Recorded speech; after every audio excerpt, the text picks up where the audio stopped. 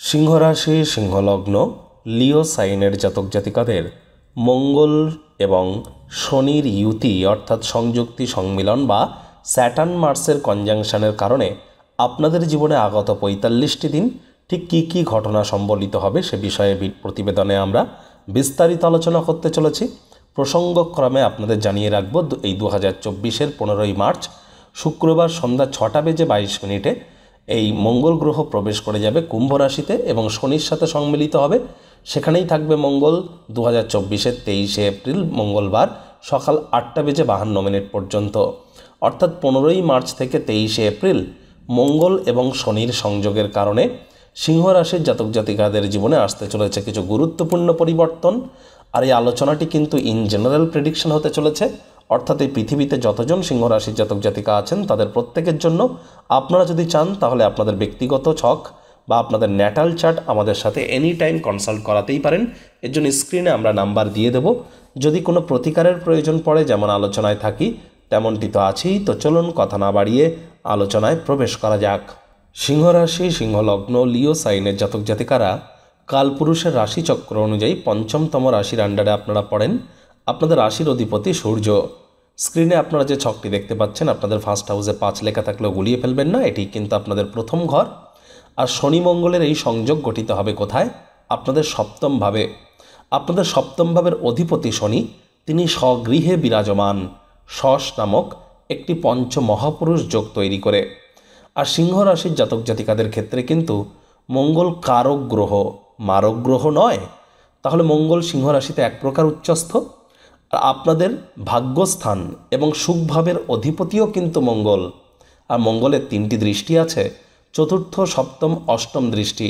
মঙ্গলের চতুর্থ দৃষ্টি আপনাদের 10th হাউস, আর সাধারণত 10th হাউসে মঙ্গল উচ্চস্থ হয়। মঙ্গলের পূর্ণ দৃষ্টি শনির সাথে সম্মিলিতভাবে থাকছে আপনাদের রাশিতে অর্থাৎ সূর্যদেবের গৃহে। আর মঙ্গলের অন্তিম দৃষ্টি থাকবে আপনাদের 2nd হাউসে, পরিবার, বাণী এবং অর্থের ভাবে। প্রথমেই আমরা বলবো, যেহেতু শনি বর্তমানে মার্গী আছেন এবং শনির শশ নামক পঞ্চমহাপুরুষ যোগ চলছে, কেন্দ্রীয় স্থানের অধিপতি তিনি স্বভাবে বিরাজমান। এখানে মঙ্গলের উপস্থিতি, মঙ্গলও কিন্তু আপনাদের ক্ষেত্রে কারক গ্রহ। তাহলে অবশ্যই আপনাদের কিন্তু এই সময়ে আদালত কোর্টে কোনো কেস পেন্ডিং থেকে থাকলে আপনারা লাভান্বিতই হবেন। যারা মার্স ওরিয়েন্টেড সেক্টরে কাজ করেন, অর্থাৎ ধরে নিন IT sector, real estate, army, police, defence, automobile industry, medical field, sports industry, active income, sales, এই ধরনের কাজ যারা করেন বা যারা জমি কেনাবেচার বিজনেস করেন, তাদের জন্যও সময় সুযোগ দুর্দান্ত পরিগণিত হচ্ছে। তবে নতুন কোনো কর্মের শুরুয়াত এ সময় না করাটাই কিন্তু আপনাদের ক্ষেত্রে বেটার। পার্টনারশিপে আপনারা ভালো কাজ করবেন। কেন? দেখুন, মঙ্গল হচ্ছে গ্রহদের সেনাপতি, আর শনি হচ্ছেন গ্রহরাজ, গ্রহদের রাজা। আর দেখুন, মঙ্গল আমাদের রক্তটাকে দেখে, আমাদের রক্তের কারক গ্রহ মঙ্গল।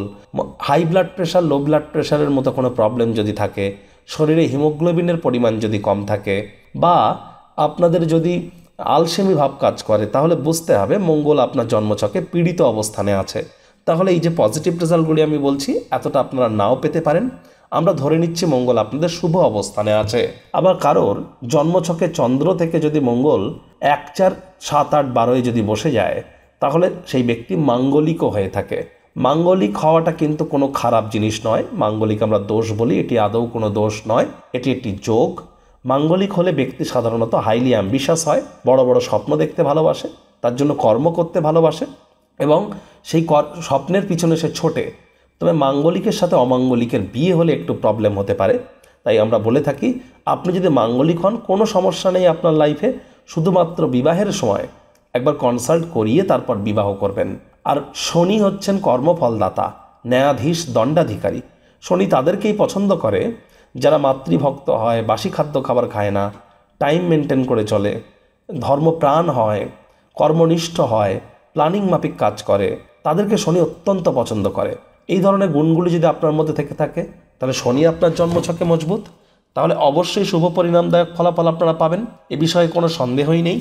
আর দেখুন, আপনাদের কিন্তু মঙ্গল যদিও আপনার শনির সাথে সম্মিলিত হয়ে আপনাদের 7th হাউসে, তবে কিন্তু মঙ্গলের রাশিতে বসে আছেন বৃহস্পতি অতি মিত্রের ঘরে আপনাদের ভাগ্যস্থানে। তাহলে 3-11 যোগ কিন্তু এখানে তৈরি হয়ে গেল, যার ফলস্বরূপ ভাগ্যের ফুল সাপোর্ট কিন্তু আপনারা এ সময় পাবেন। এ সময় যে কর্ম করতে যা সময় লাগে তা অর্ধেক সময়ের মধ্যেই সমাপ্ত হতে পারে। পিতার স্বাস্থ্যের উন্নতি, পিতার কর্মের উন্নতি, পিতার সাথে আপনাদের সম্পর্কের উন্নতি, তিনটি জিনিসের মধ্যে যে কোনো একটি জিনিস আপনারা পরিলক্ষিত করবেন। তীর্থযাত্রা, তীর্থ ভ্রমণের সুযোগ পেতে পারেন। হায়ার স্টাডিজে সকল বাধা বিপত্তি আপনাদের কেটে যাবে। পছন্দসই কোর্স বা ইউনিভার্সিটিতে ভর্তির সুযোগ পাবেন। নাতি নাতনিদের কাছ থেকে প্রাণ প্রাচুর্য, খুশির উৎস পেতে চলেছেন। আবার এই মঙ্গলই তো আপনাদের সুখভাবের অধিপতি, তাহলে কিন্তু সুখের ক্ষেত্রেও আপনাদের তারতম্য আপনারা অনুভব করবেন। রক্ত, হৃৎপিণ্ড, বুক, ফুসফুস ওরিয়েন্টেড কোনো সমস্যা থেকে থাকলে সেখান থেকে কিছুটা হলেও রিলিফ আপনারা পাবেন। আপনারা মামা, মাতামহ বা মায়ের তরফ থেকে আপনারা উপকৃত হতে চলেছেন। শ্বশুরমশাইয়ের তরফ থেকে উপকৃত হতে পারেন। নতুন জমি, বাড়ি, গাড়ি ক্রয় করবার জন্য বা পুরনো জমি, বাড়ি, গাড়ি বিক্রয় করবার জন্য সময় সুযোগ খুবই ভালো। এ সময় কৃষিকাজ সমৃদ্ধ কোনো জমি জায়গাতে যদি বিনিয়োগ করেন, এমন কোনো জমি যেখানে চাষাবাদ হয়, সেখানে বিনিয়োগ করলে আপনাদের রিটার্ন কিন্তু আপনারা ইন ফিউচার দুর্দান্ত পেতে চলেছেন। মঙ্গলের কিন্তু চতুর্থ দৃষ্টি থাকবে দশমভাবে আপনাদের ক্যারিয়ারের হাউসে।